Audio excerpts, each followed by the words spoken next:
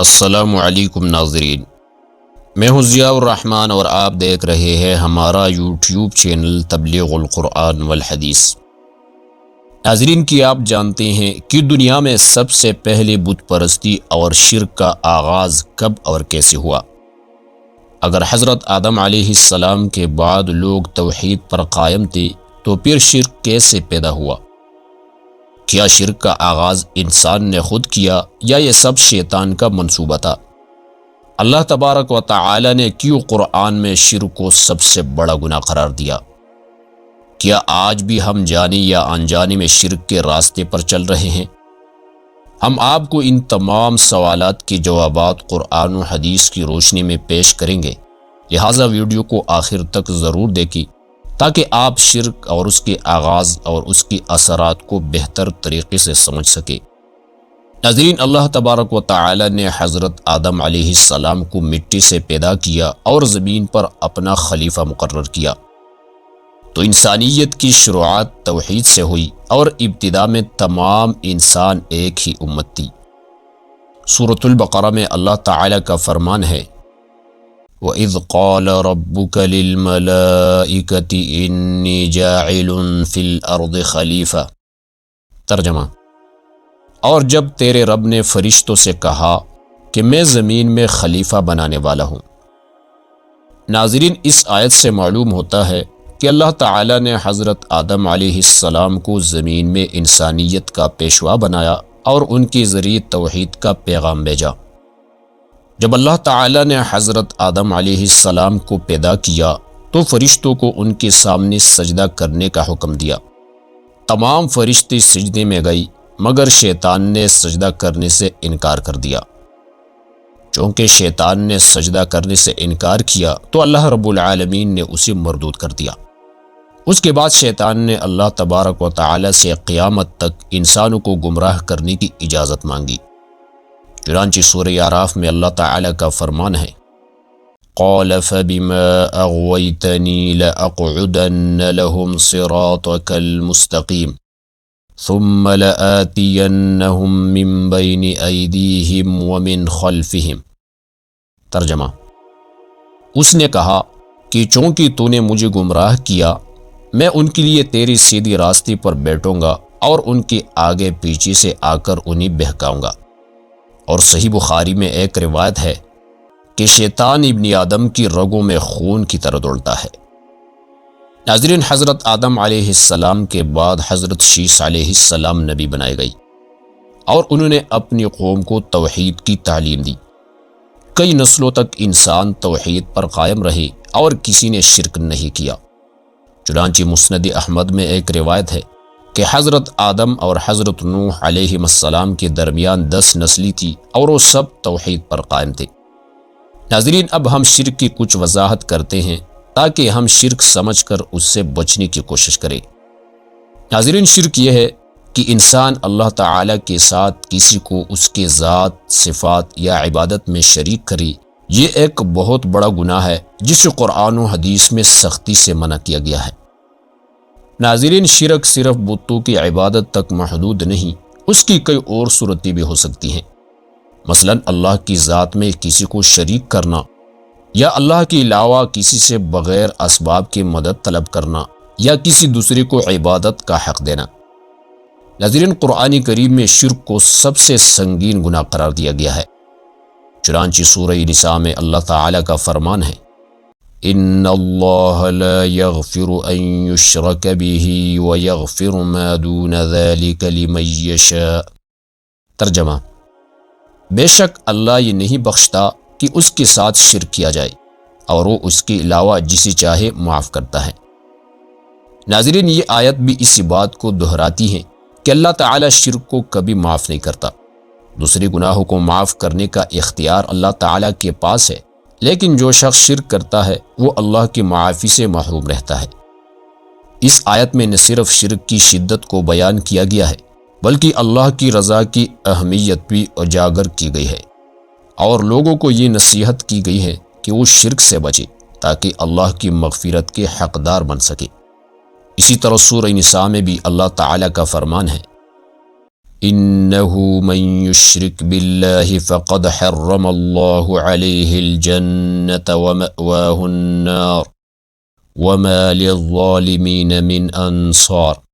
ترجمہ: بے شک جو شخص اللہ کے ساتھ شریک کرتا ہے اللہ نے اس پر جنت حرام کر دی ہے اور اس کا ٹھکانہ جہنم ہے اور ظالموں کا کوئی مددگار نہیں ہوگا۔ ناظرین، اس آیت میں شرک کی شدت کو واضح کیا گیا ہے کہ جو شخص اللہ کے ساتھ کسی کو شریک کرے اللہ نے اس پر جنت حرام کر دی ہے اور اس کا انجام جہنم ہے۔ سورہ زمر میں اللہ تعالیٰ کا فرمان ہے لَإِنْ أَشْرَكْتَ لَيَحْبَطَنَّ عَمَلُكَ۔ ترجمہ: اگر آپ نے شرک کیا تو آپ کا تمام عمل ضائع ہو جائے گا۔ ناظرین، یہ آیت نبی کریم صلی اللہ علیہ وسلم کو خطاب کر کے آئی ہے اور اس میں فرمایا گیا ہے کہ اگر آپ صلی اللہ علیہ وسلم بھی شرک کرتے تو آپ کی تمام اعمال ضائع ہو جاتے۔ اس سے واضح ہوتا ہے کہ شرک کی سنگینی کس قدر زیادہ ہے، حتیٰ کہ اگر نبی بھی اس کا ارتکاب کرے تو ان کا عمل برباد ہو جاتا۔ اور سورۃ الانعام میں اللہ تعالیٰ کا فرمان ہے وَلَوْ أَشْرَكُوا لَحَبِطَ عَنْهُمْ مَا كَانُوا يَعْمَلُونَ۔ ترجمہ: اور اگر وہ شرک کرتے تو جو کچھ وہ کرتے تھے وہ سب ضائع ہو جاتا۔ ناظرین، یہ آیت تمام انبیاء کرام کی طرف اشارہ کرتی ہیں اور بتاتی ہیں کہ اگر کسی نبی نے شرک کیا ہوتا تو ان کی تمام اعمال برباد ہو جاتے۔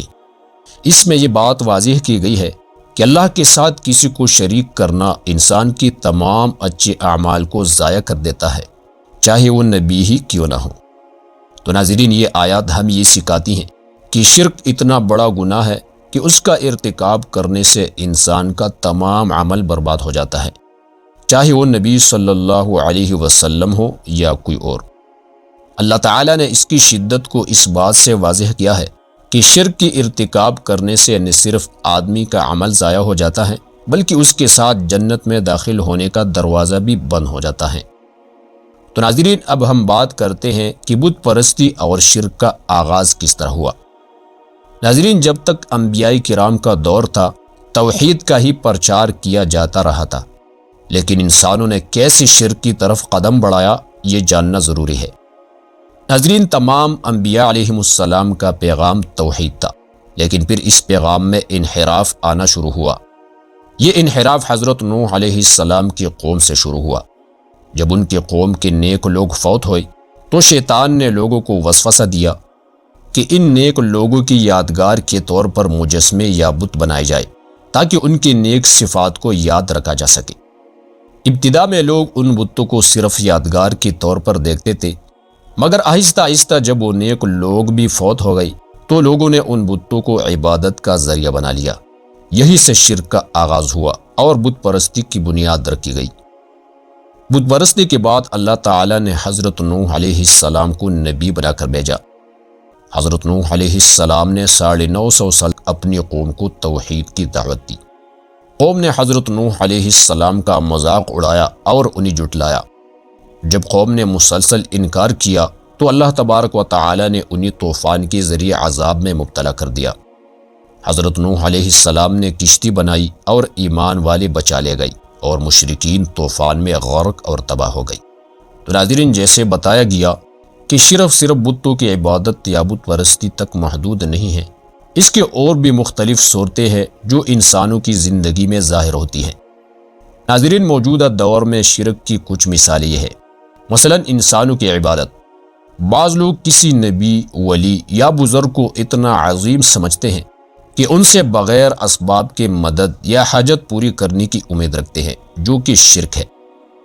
یہ شخصیات اللہ کے رسول یا ولی ہونے کے باوجود اللہ کی طرح عبادت یا پوجی نہیں جا سکتے۔ اسی طرح دولت، شہرت اور طاقت جیسی دنیاوی چیزوں کو بہت زیادہ اہمیت دینا، حتیٰ کہ ان کو اپنی زندگی کا مقصد بنا لینا بھی شرکی صورت ہو سکتی ہے۔ کسی چیز یا شخص کو اتنا مقدس سمجھ لینا کہ ان سے حاجات پوری کرنے کی توقع کی جائے یا ان کے سامنے اپنا سر جھکایا جائے، جو کہ اللہ کے ساتھ شریک ٹھہرانا ہے۔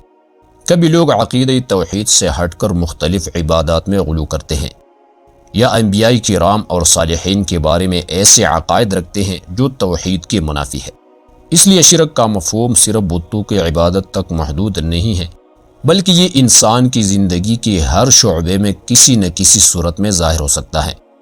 قرآن اور حدیث کی تعلیمات ہمیں اس بات کی اہمیت دیتی ہیں کہ اللہ کے ساتھ کسی کو شریک نہ ٹھہرایا جائے، چاہے وہ مادی ہو یا غیر مادی۔